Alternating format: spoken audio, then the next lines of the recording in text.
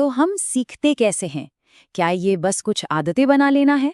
आज हम एक ऐसे क्लासिक एक्सपेरिमेंट की बात करेंगे जिसने सीखने को लेकर हमारी पूरी सोच को ही बदल कर रख दिया।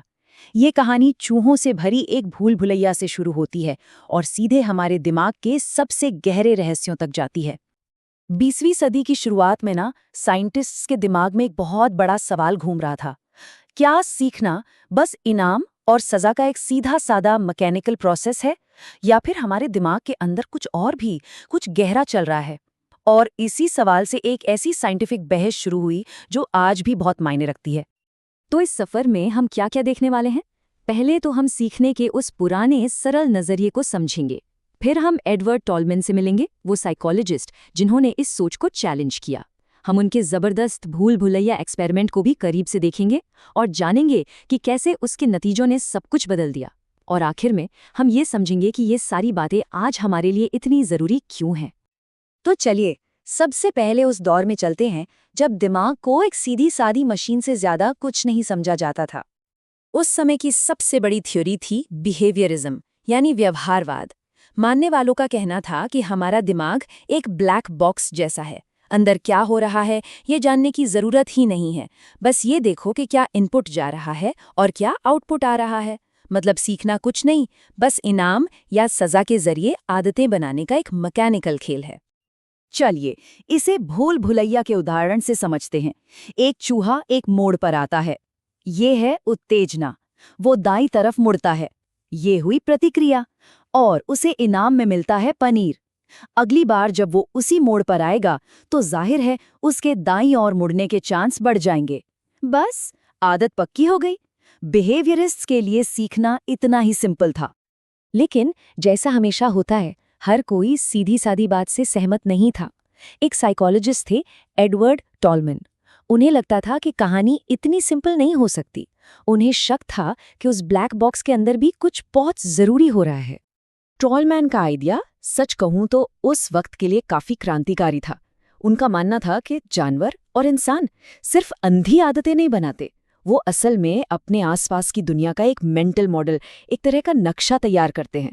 और सबसे बड़ी बात, वो ये तब भी करते हैं जब उन्हें कोई फौरन इनाम नहीं मिल रहा हो। तो अब बात थी इसे साबित करने की। ये देखने के लिए कि कौन सही था, टॉलमैन ने एक बहुत ही सरल लेकिन बहुत ही चालाकी से भरा एक्सपेरिमेंट डिजाइन किया। और ये एक्सपेरिमेंट आगे चलकर साइकोलॉजी के इतिहास के सबसे जरूरी एक्सपेरिमेंट्स में से एक बना। तो देखिए सेटअप कुछ ऐसा था। टॉलमैन ने चूहों के 3 ग्रुप बनाए। ग्रुप 1 जिन्हें हर बार भूल भुलैया पूरी करने पर पनीर मिलता था। ग्रुप 2 जिन्हें कभी कोई इनाम नहीं मिला। और फिर आता है सबसे दिलचस्प ग्रुप 3। इन चूहों को पहले 10 दिनों तक कोई इनाम नहीं दिया गया, लेकिन 11वें दिन से उन्हें इनाम मिलना शुरू हो गया। अब बिहेवियरिस्ट के हिसाब से क्या होना चाहिए था? सीधा सा जवाब, ग्रुप 3 को 11वें दिन से पहले कुछ भी नहीं सीखना चाहिए। लेकिन जब नतीजे आए तो उन्होंने साइकोलॉजी की दुनिया में जैसे भूचाल ला दिया। जो हुआ उसने बिहेवियरिस्ट की हर उम्मीद पर पानी फेर दिया। इससे पहले कि हम नतीजे देखें, एक पल के लिए सोचिए। पुरानी थ्योरी के हिसाब से किस ग्रुप को सबसे तेजी से सीखना चाहिए? जाहिर है ग्रुप 1 को। पर क्या सच में ऐसा हुआ? और ये रहे वो चौंकाने वाले नतीजे। देखिए, जैसा सोचा था ग्रुप 2 ने ज्यादा कुछ नहीं सीखा। ग्रुप 1 ने धीरे धीरे सुधार दिखाया। लेकिन असली कहानी तो ग्रुप 3 की है। जैसे ही उन्हें 11वें दिन इनाम मिलना शुरू हुआ, उनकी परफॉर्मेंस बूम रॉकेट की तरह ऊपर चली गई। उनकी गलतियां अचानक से इतनी कम हो गईं कि उन्होंने न सिर्फ ग्रुप 1 की बराबरी की, बल्कि उनसे भी बेहतर परफॉर्म किया। ये एक जबरदस्त पल था।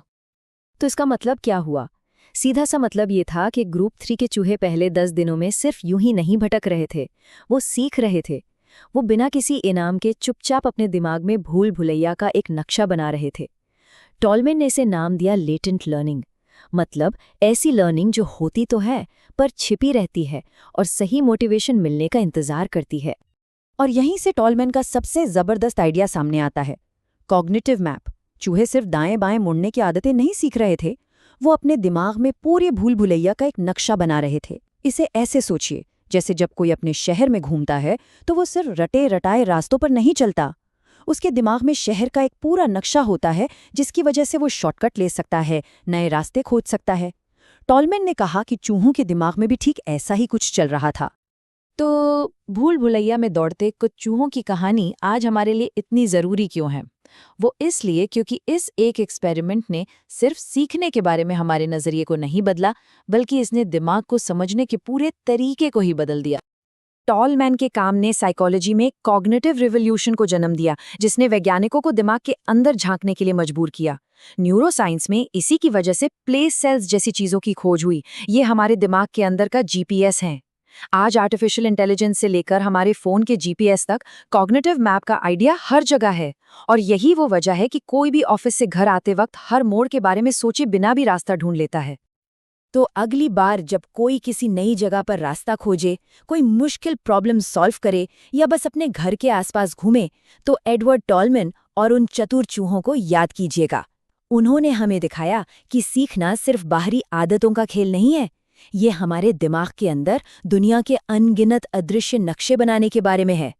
और ये सोचने वाली बात है ना कि हमारे दिमाग में ऐसे कौन-कौन से अदृश्य नक्शे हैं जो चुपचाप हर पल हमारे हर फैसले को रास्ता दिखा रहे हैं।